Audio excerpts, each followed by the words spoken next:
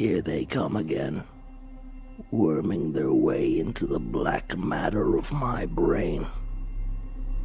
I tell myself they can't hurt me. They tell me, keep podcasting.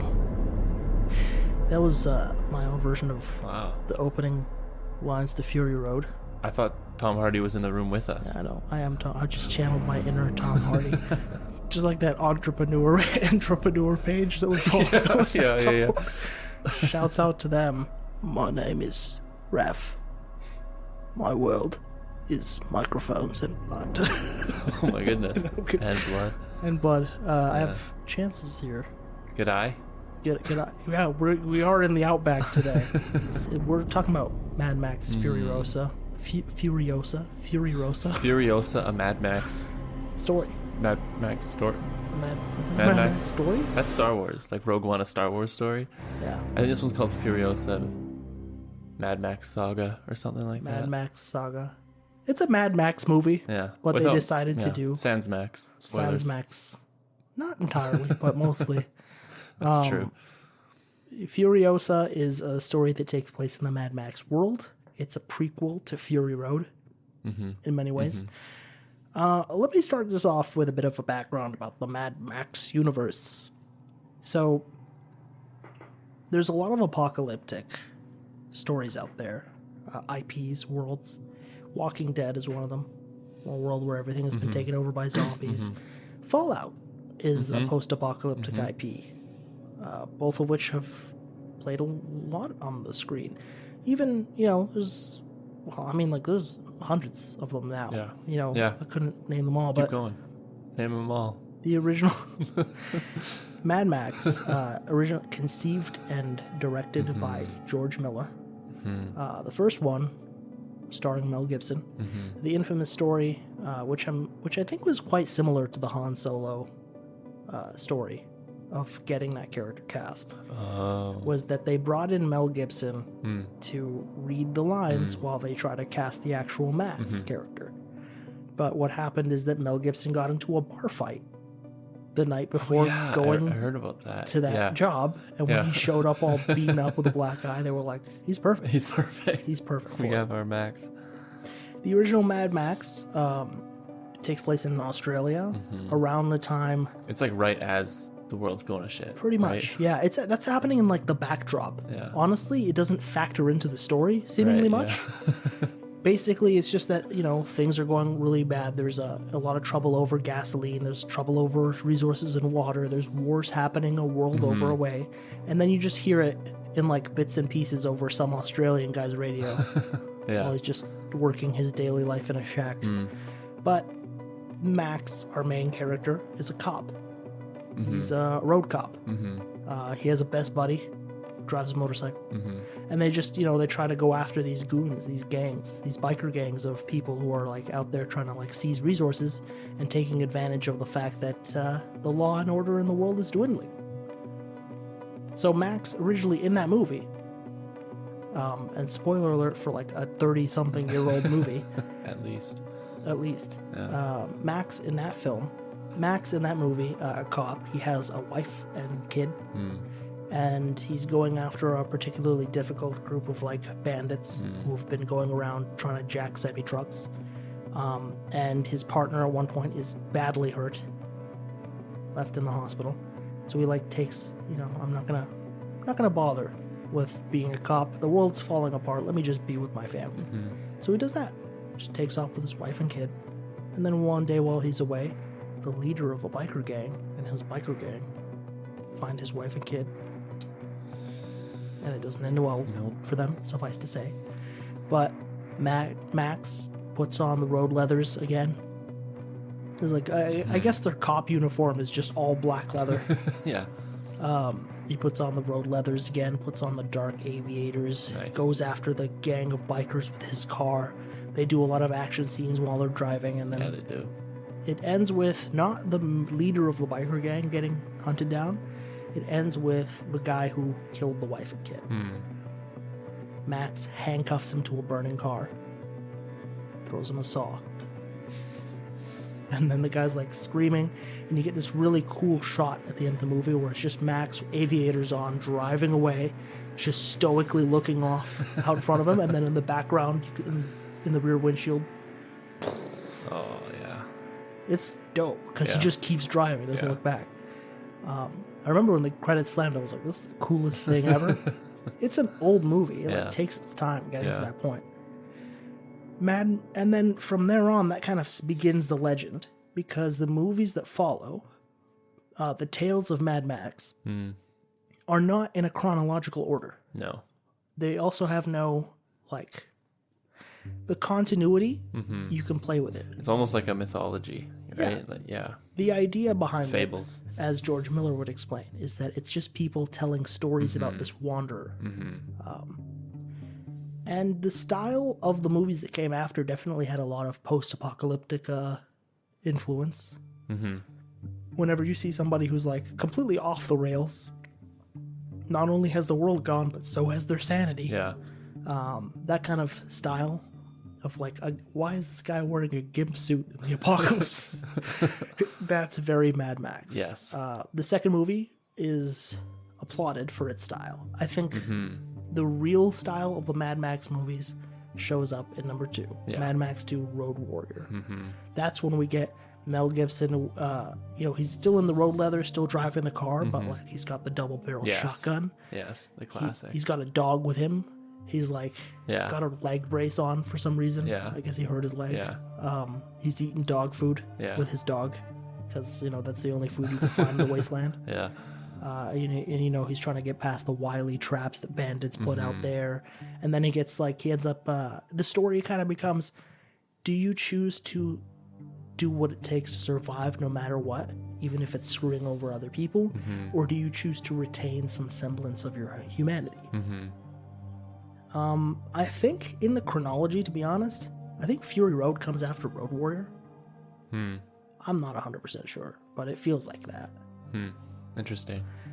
The third one, however, that does get released is famously co-starring Michelle Pfeiffer, is Mad Max 3 Beyond Thunderdome. Yeah. Which was the silliest of the movies, in my opinion. Basically, Thunderdome is just an arena. He meets these guys, they compete in an arena, they fight, there's somebody whips out a chainsaw or whatever. It's all, a lot of the idea behind, like I said, the style in Mad Max is like people lose their absolute sanity with the world. It's like as soon as phones stop working, apparently your mind completely breaks. I don't know. It's like, how would you describe the style of Mad Max? Oh man, I feel like everyone just loses their mind immediately, and chaos. I don't know. Insanity, chaos. There's an episode of Rick and Morty that kind of spoofs the Mad Max universe, and he's like, I don't remember much before the boom booms fell. It's like people's capacity for language really breaks. It's like motors, cars, automobiles, bikes, engines, these kind of become a new religion to people in many ways. You have like different kind of roles in the culture of Mad Max, because you got the Road Warrior, obviously, but the people have like different roles. There's like scavengers. You have ferals, people who completely lost their mind and just will eat other people or something. There are black thumbs. Black thumbs are basically mechanics, right? In the same way that a gardener would have a green thumb. And then there's a title of one of the people in Fury Road and the movie we saw today, the organic mechanic. Love that guy. So there's War Boys. The War Boys. I think that came around Fury Road. Yes. I feel like Fury Road came out and they just went like they just went hard on the world building. The first 3 were like kind of little self-contained stories, but I feel like Fury Road came out and George Miller just decided to like flesh out this world he had made, I totally agree. I think when they did that though, it was just supposed to be for Fury Road. We should have been able to go somewhere else in Australia and have like a completely different story. There's also a video game that came out for Mad Max in 2016, kind of riding off the Fury Road thing. It was a great game. It was fun. By the way. I played a bit of 100%. The one the main bad guy in that game is Scrotus. Oh. Well, at least that's his name. It's probably the same dude. I think Because so. Scrotus isn't in Fury Road. He doesn't look the same as he does in the game, obviously, but and he's not in Fury Road, so it makes sense. Yeah. It'd be weird. It's a little weird to be like, okay, so what's the chronology? It's Mad Max 1, Yeah.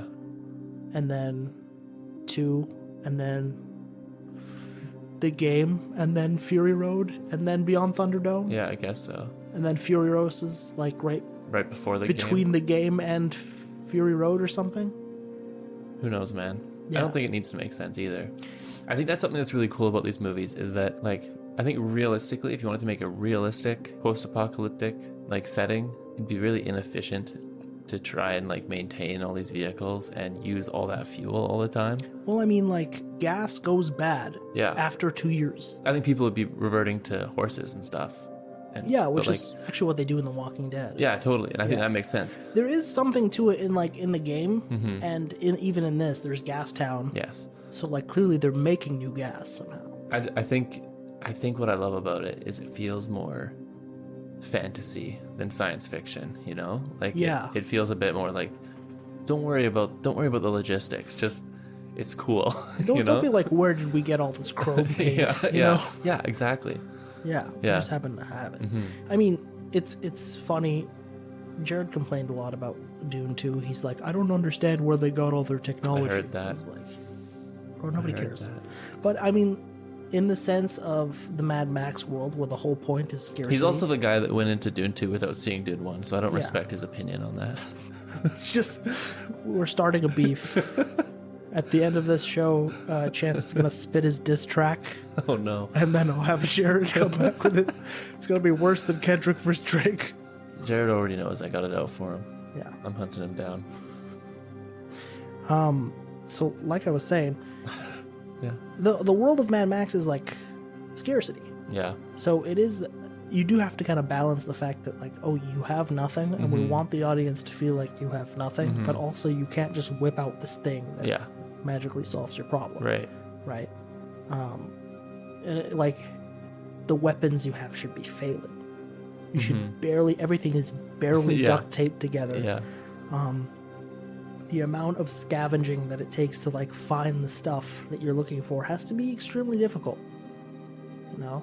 And especially with cars, when you're dealing with engines, and it's like everything has to be so precise. It won't fit it together. If you don't have the right type of screw, it's like, how are you really just duct taping all this slapstick vehicle together?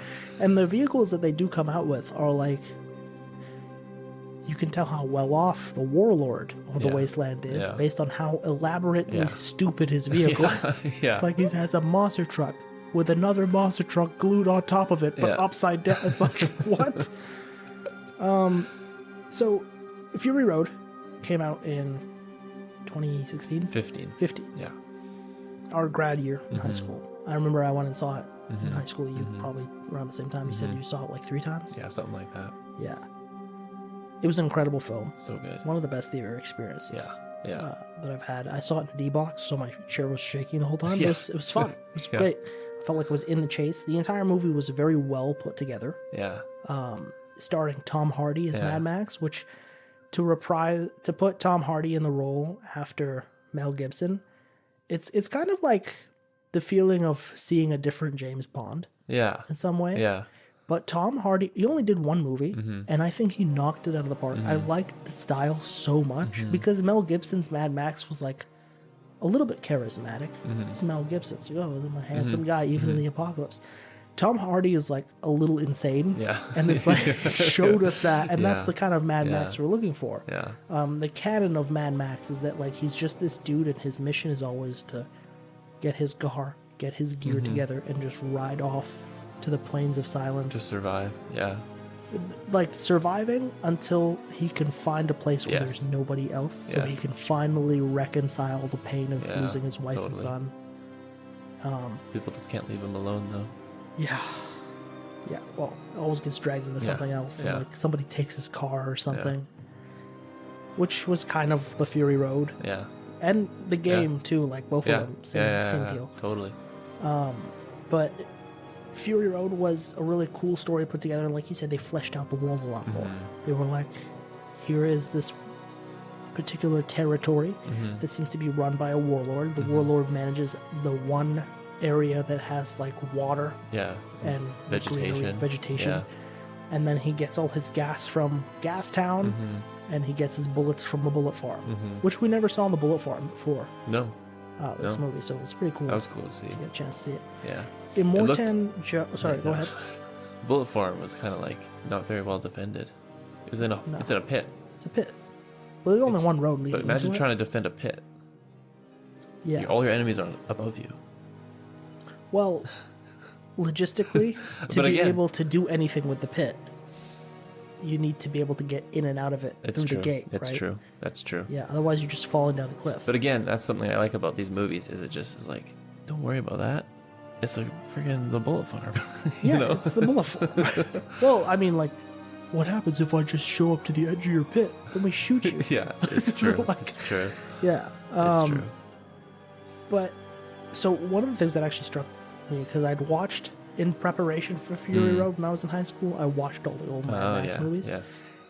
The leader of the biker gang that got away in the first movie, same hair, same eyes as Immortan Joe. Yeah, crazy. And I was like, oh my god, no way.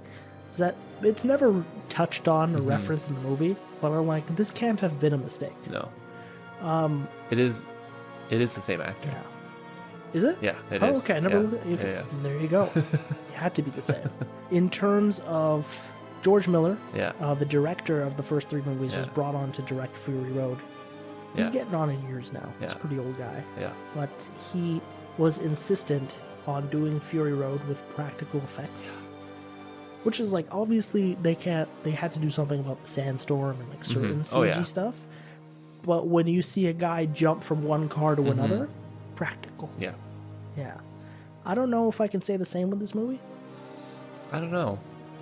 At least there was like parts to it that I'm like, that's a green screen. And that did not make me feel good about it.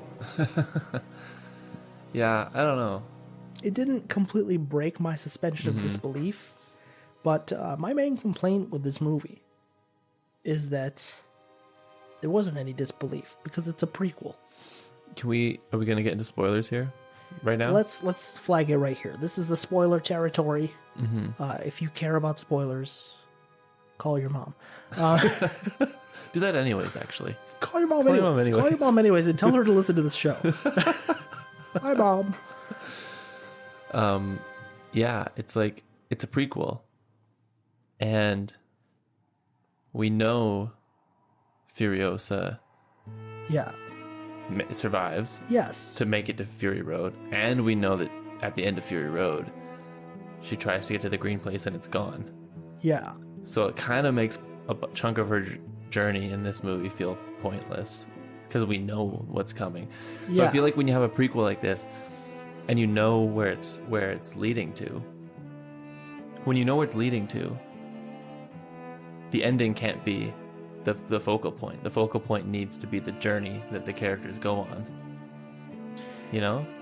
And I feel like the journey the characters went on wasn't that interesting. That's essentially the problem with prequels in general. Yeah. Because here's what happens. I put on my executive producer hat here. Fury Road was a massive hit, but it cost us Tom Hardy and Charlize Theron. Yeah. Was the original actress who played Furiosa. They were incredible. Yeah, very good. So expensive. Yeah. We don't have the millions and like the tens of millions of dollars that would take to hire these people for a cameo, let alone for the whole movie.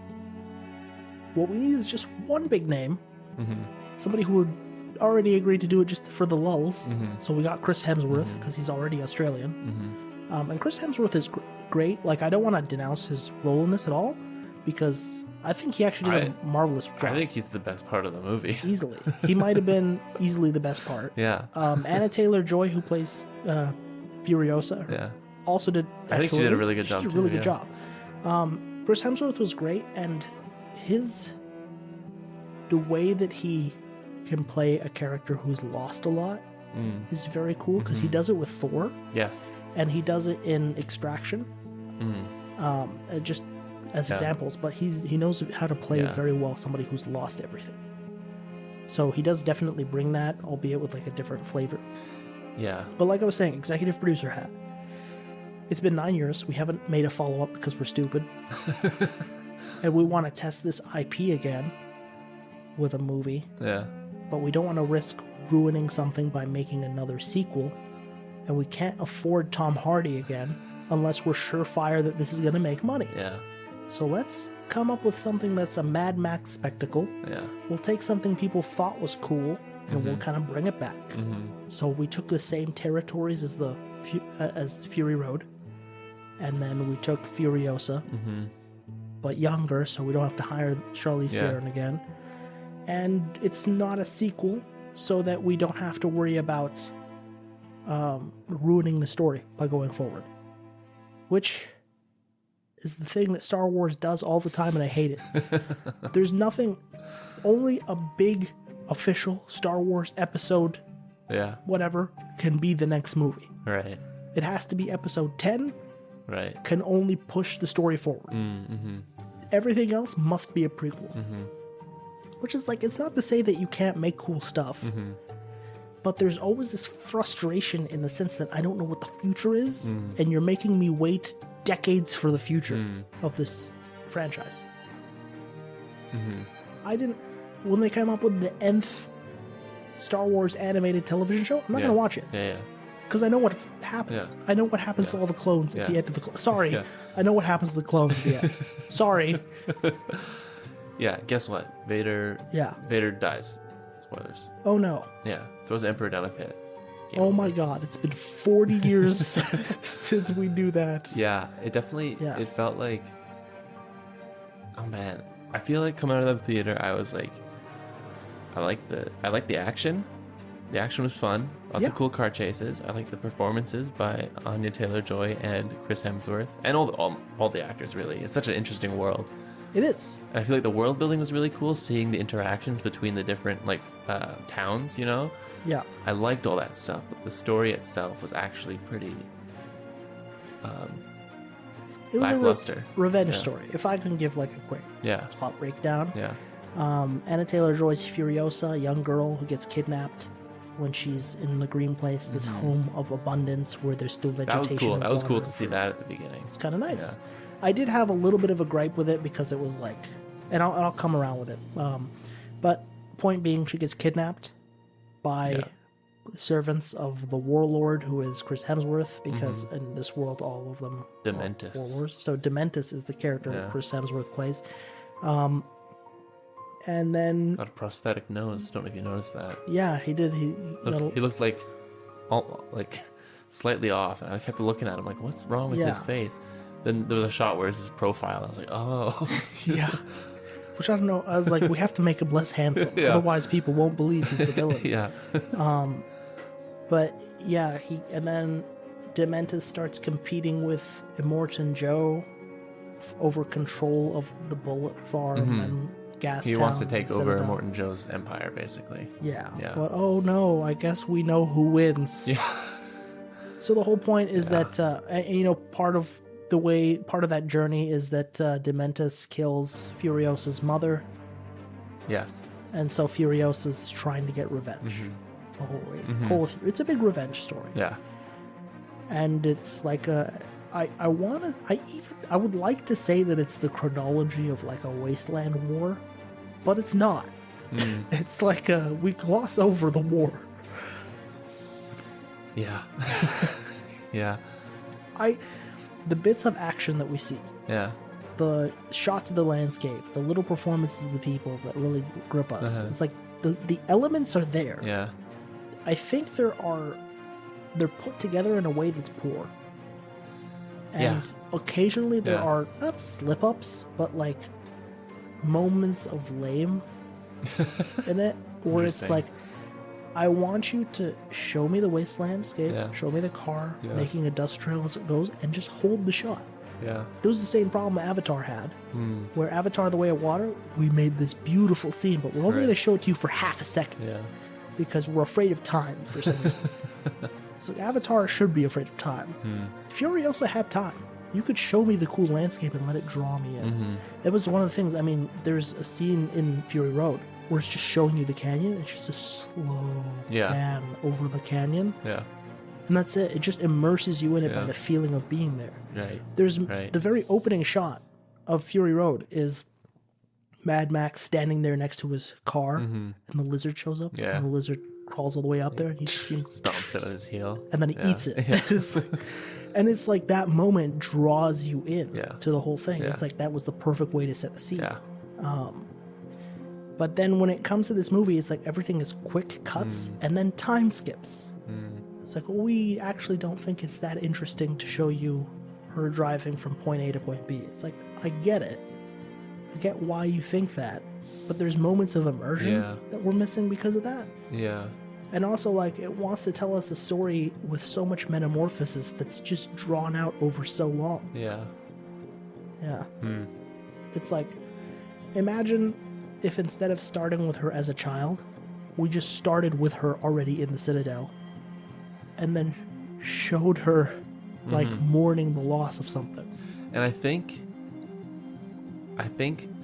quite often flashbacks are like a crutch and can be done really lazily, but I think they could have done that and had like really brief like visions of like her past without actually like telling us anything. Just show it to us, right? Just show like a little glimpse of the green place, right? A little glimpse of her getting kidnapped throughout the movie. Yeah. Right? Our last one of the last movies we reviewed on this podcast was Monkey Man. Monkey Man did an amazing job with its flashbacks. It wasn't a crutch at all. It's like we kind of got it from right there. And it didn't have to show us his entire childhood. Yeah. It just needed to show us the things that we needed, right? Yeah. It's like, what do I care if Furiosa has a sister? It doesn't come up at all. No. That's so true. Yeah. What It's like, and you know, I thought we would see a lot more character development from her because she's the main character and it's her revenge story. But it starts with like the first thing we see of Furiosa is her climbing up and like going for the second apple, even though she didn't. I was like, I thought that would have meant something. Like she's a character who's always going for more than she has, and that's why she's gonna get in trouble. Doesn't really come up. No. It's like I guess a little bit like there's that she goes back for Jack. You know, she could have driven off, saved herself, but she waits and saves Jack. And maybe that kind of invites her. Yeah, I don't know. Yeah, I think that could be. Yeah. But also, like, it's also just like she's a good person. Yeah. It doesn't. What?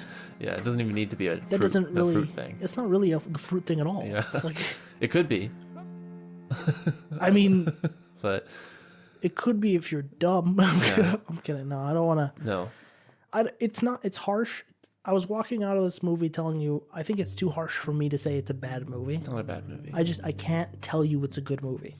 The thing is, I feel like I had fun watching. I think that's fine. I feel like there were lots of moments where I was like, yeah, this is kick ass, you know? Yeah, But then, for sure. But then, yeah, then I'm like, oh, it's like, what's gonna happen? We're watching the thing, and I'm like, We get to the end of the like. There's nothing more exemplary of this than we get to the end of the movie, and they end the movie with like they're starting their credits up, but they're showing you flashes of Fury Road. And I was like, why was this like an hour and a half long trailer for Fury Road? At the very end of the movie, one of the last scenes is they time skip again, and it shows like adult Furiosa smuggling the wives into the war rig, right? Which is the plot of Fury Road. Yeah. And it shows that right at the end, then credits, and then during the credits it shows clips of Fury Road, which again, you're totally right. It's like, oh, I want to watch that. It's like I'd rather just watch Fury Road now. Are you going to play that in theaters? I'll buy another ticket. Let's go see Fury Road. I'd go see it again for sure. I would. But it's like, can you make a new movie now? Man, yeah. Yeah.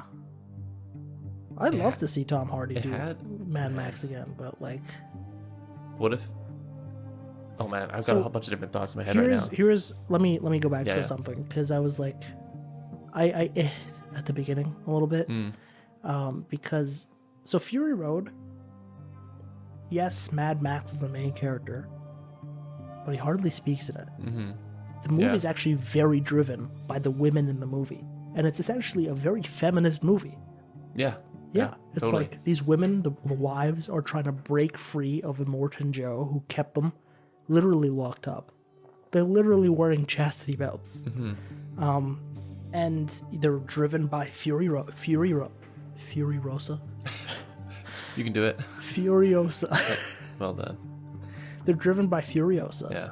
And it's like, it's a very feminist movie. Yeah.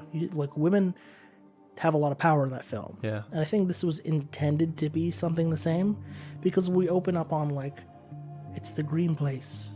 Who seems to be in charge of it? The women. They're in charge of the only fertile place in the land. Yeah. Wow. And then when Furiosa gets kidnapped, it's like, oh, her super capable mother's gonna go kill all these raiders and get her back. It's like, okay, we get it. Yeah. It's a very feminist-driven film. I don't think there's nothing wrong with that. It's just that there's like, it's a very fine line to walk sometimes, because you want your characters to be vulnerable. I think they did a good job with it in this movie, because like we see Furiosa take the hit. Like, to compare, I think like Atomic Blonde is laughed at for this, Right. because starring Charlize Theron playing a spy, and she beats people up with a high heel. Right. Yeah. What? Yeah. It's like, try hitting anybody with a high heel. They'll be like, what do you, stop. It's like, you're not going to take out the, I don't know, the German mob or whatever the heck was in Atomic Blonde with a high heel.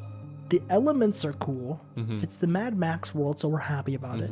But then we're just getting moments of like Hollywood boardroom decisions that like we don't want. Yeah. It's in a time where to compete, you actually have to be willing to take risks. Hollywood has become very risk averse. So they're doing the things that they know are safe. A Mad Max prequel movie starring Furiosa, that tells me it's safe. Yeah. Yeah. Safe but unremarkable. I think having a dud movie is worse than for your IP than taking a chance and failing. Michelle Pfeiffer in Beyond Thunderdome was taking a chance, bro. Was taking a chance and people remember it. I bet you Furiosa is gonna make a ton of money. Let's compare. I mean, not compared to Fury Road, but No.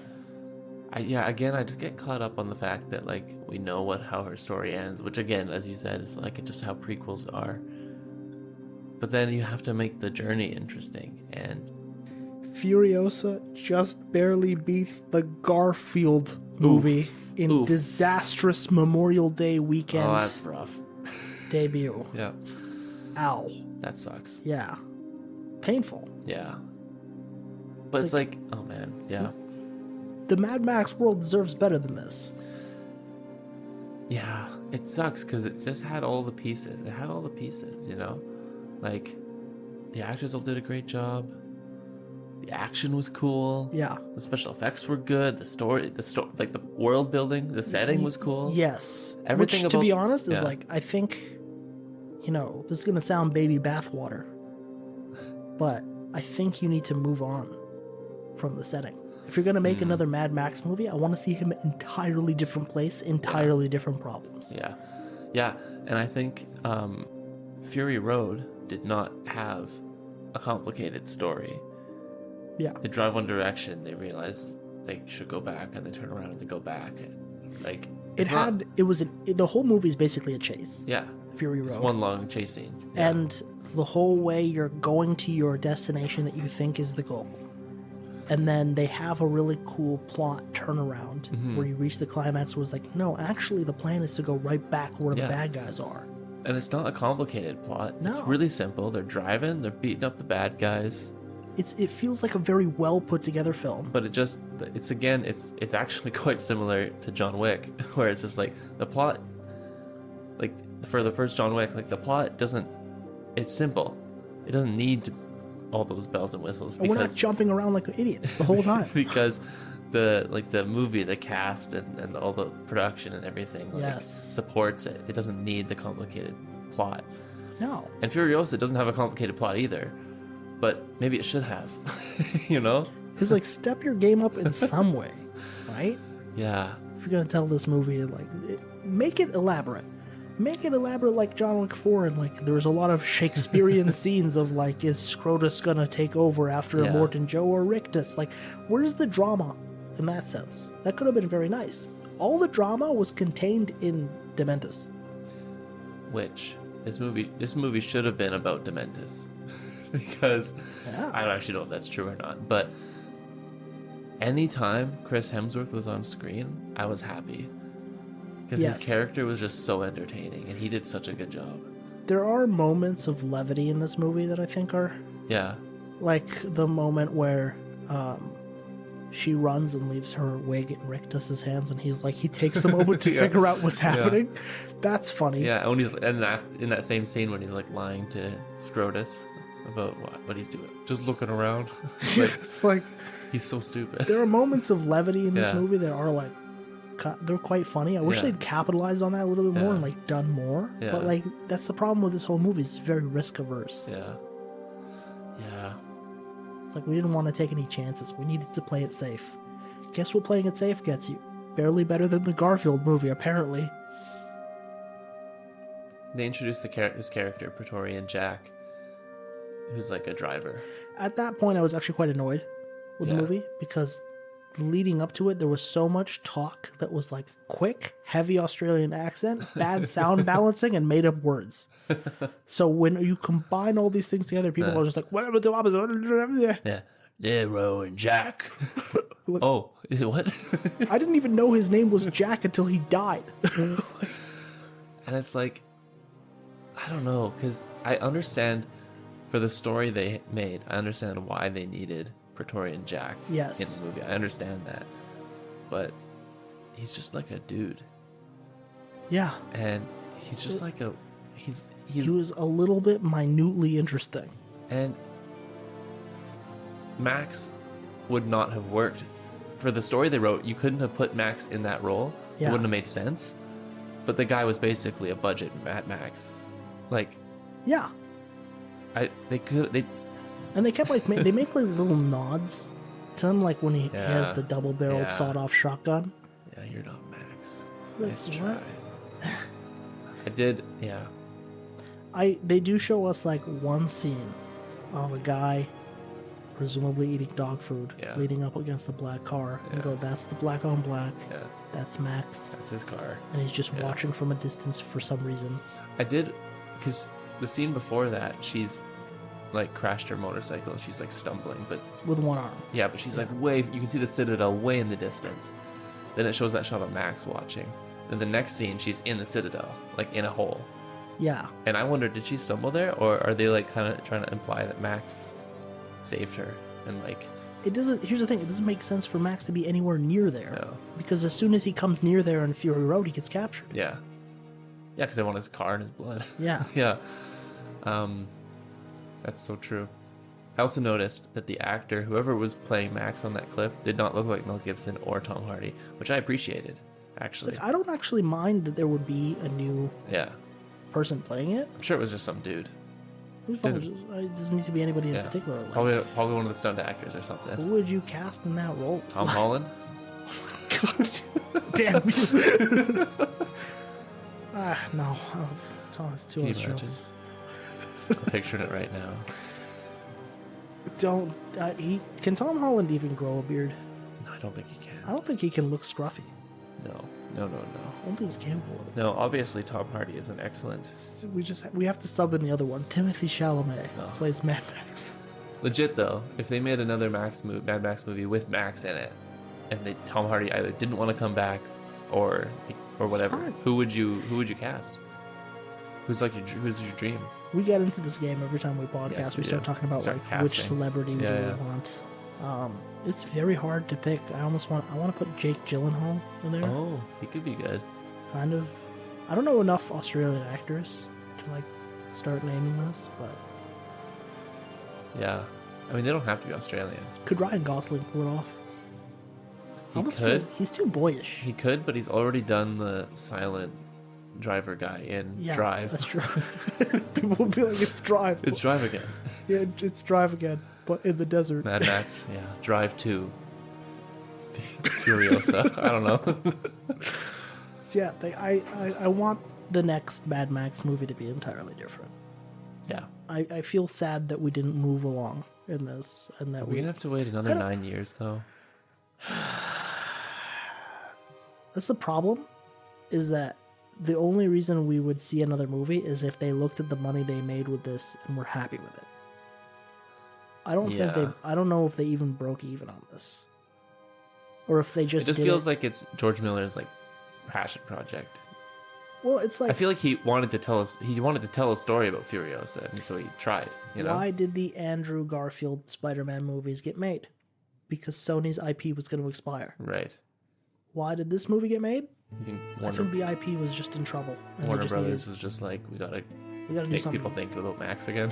We just gotta hold on to this IP. Yeah, it's our last chance to make money with it. But I read, after Fury Road came out, I remember reading that George Miller was working on this Furiosa movie pretty soon after Fury Road came out, which makes me think it was like his... Bro, this isn't 9 years worth of effort. This was maybe like an afternoon. We went out for a weekend in Australia and filmed some of this, and then we did the rest on set with a green screen. It doesn't feel like it was that much.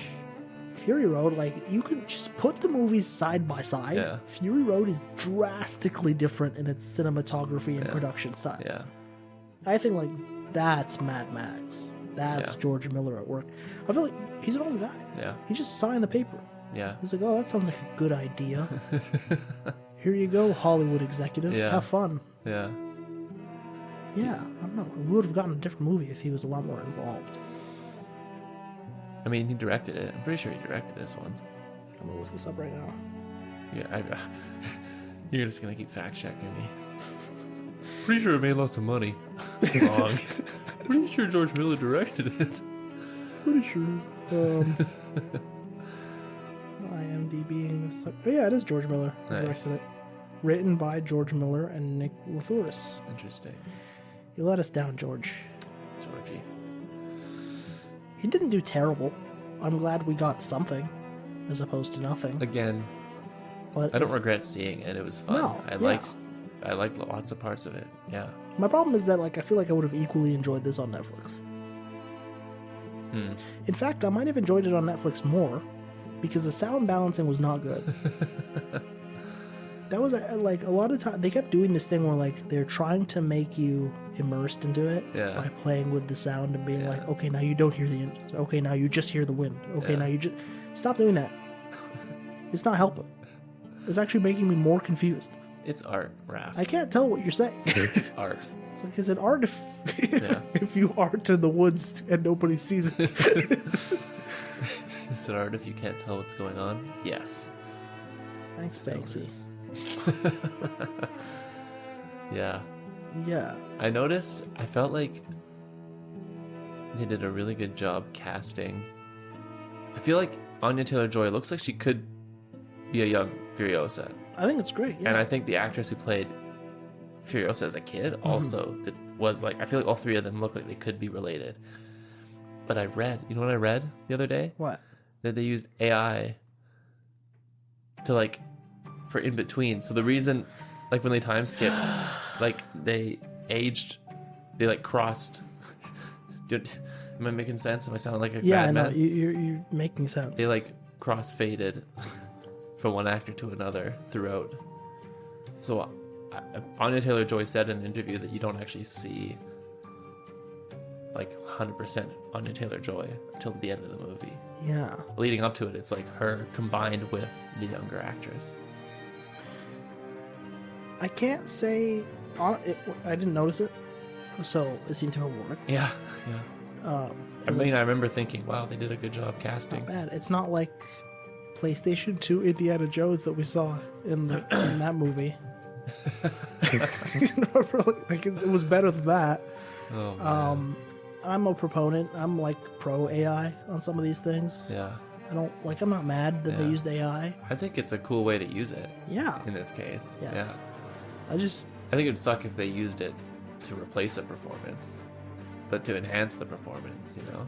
If you were like remember the scene where they have all the war boys are up on the bridge or Yeah. something?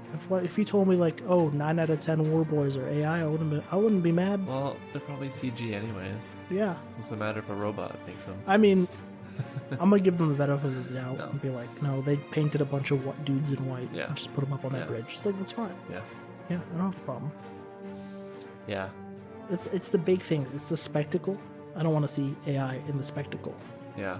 Yeah, I don't mind CG in like certain areas, but the main thing should not all be a green block monster that we then make it look like something else. Yeah.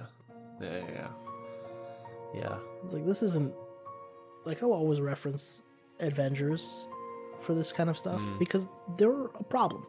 It's a problem to see all these CGI fights and like, oh, this is cool. It's not cool. It's not cool. That's why John Wick wowed us so much because it was just two dudes fighting and we felt so much intensity with it. Whereas we just watched Thor smash his way through like 100 robots in a row. It's like, I feel nothing. Yeah. I think don't fact check me. I think a lot of the special effects in this one in Furiosa probably were legit. I think there was lots of real stunts in this. Yeah, I'm sure there appeared to be a lot of very. But it's the same practical thing in effects. Fury Road. Like in Fury Road, you're like, oh, that's a dude jumping from a motorcycle to a semi truck. Yeah, and you felt that more. That's a dude doing that. Yeah. Right? But then, yeah, totally. When you see Uncharted cutscene Indiana Jones running along a train, you're like, oh, Bro, what? It's like, this doesn't even look like a this gen console did this. Right? I mean, I think they took more liberties with the special effects and the CG in this movie. perhaps. It did, like I said, if you held Fury Road side by side with this movie, you would see it right away. I think you're right. Yeah. Even just some of those clips that There's they showed during the credits, I was like, oh wow. One of the stories is that like Fury Road, when they were filming the scene where a lot of like the stuntmen were like up on the poles and they're like swinging back and forth from one car to another, George Miller was like, this is too dangerous, just do it in post, we'll do it CG, it's okay guys, everybody go home. And George left and then they filmed it. And George came back the next day, he's like, what? And he's like, yeah, we did it all, we pulled it off. He's like, what? Whatever. Wow. But it made That's for an crazy. amazing movie. It's Yeah. like majority, Yeah. a good 90% of what you see in Mad Max is Yeah. just them in Yeah. the Australian outback. Yeah, there's that scene when they're swinging back and forth like you're talking about, and then the camera's like way up high, Yeah. and then Tom Hardy swings past the camera, and you're like, oh, that's I'm just like, what? Tom Hardy. Might not have been, but still, that's a person. Like, Yeah, it's like, or like any of the war boys or something. Yeah. It's like, those are stuntmen Yeah. working hard at it. Yeah. They had a lot of that stuff. It's like the most I saw was like the guy used the pole to go from the top of the rig to the top of the tanker, just in between sections of the truck at one point. And I was like, oh, that's Yeah. it? That's all we're getting out of Yeah, that? and there was lots of like aerial combat in this movie. The dudes with the Yeah, parachutes. I wonder how I have a feeling the guys that were like with the parachutes that were gliding behind, Those are real. I think those are real. Those are real. I think the glider with Octoboss guy, Yeah. I think that was not real. No. Octoboss. For sure the It was tentacles so were weird. He was cool though with the horns. I thought it was cool. Yeah. when Furiosa, when Kid Furiosa came upon them like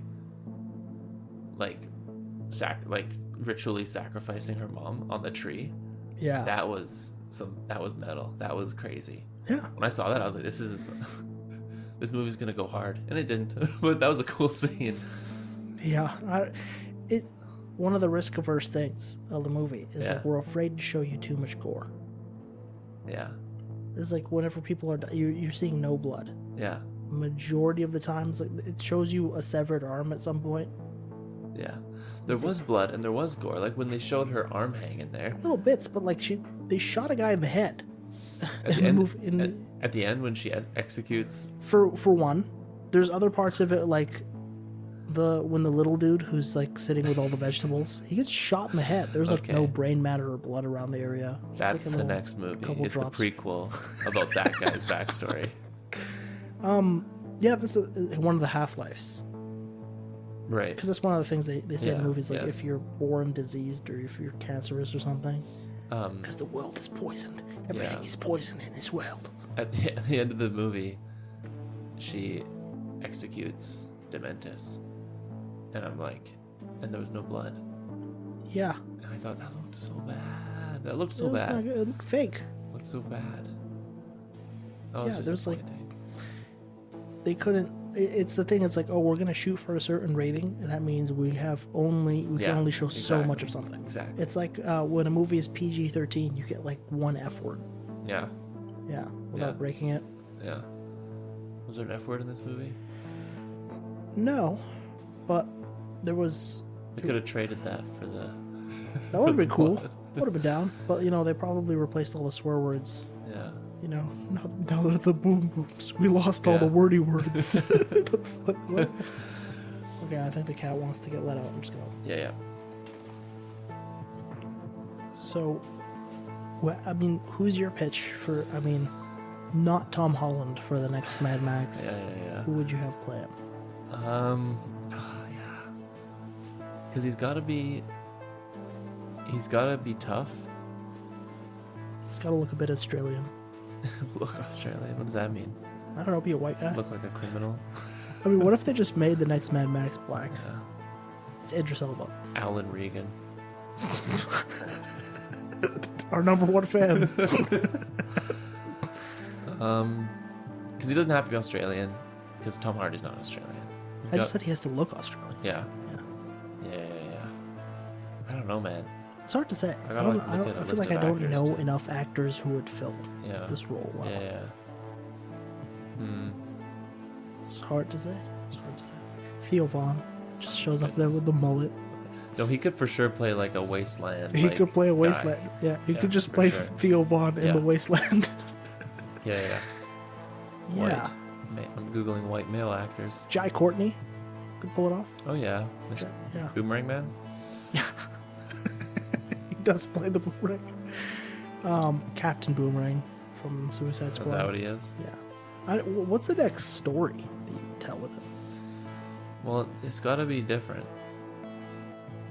Yeah, I mean, people love callbacks, but like, I feel like Bradley Cooper could do it. Bradley Cooper play Mad. My only concern is that like a lot of the actors who would do great for one movie are too old to do a second. You should just get Mel Gibson back. He's definitely too old. No. He's like Mad Grandpa Max, at this point. Yeah.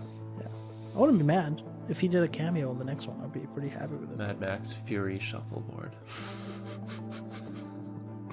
What would you give Furiosa out of 10? This is a hard one. Honestly, I do actually think I'd watch it again just for the performances, especially Chris Hemsworth. I think I'd watch it again, so maybe like a 6.5. Yeah, I feel like for me it's a solid 6. Yeah. It's hard because Fury Road was like a 10. Yeah, for sure. So it's like 10. I gotta give this a 6? Yeah. Ow. Yeah. That hurt. Yeah. Yeah, 6.5. Yeah. Which is lower than the average movie that we do on this podcast.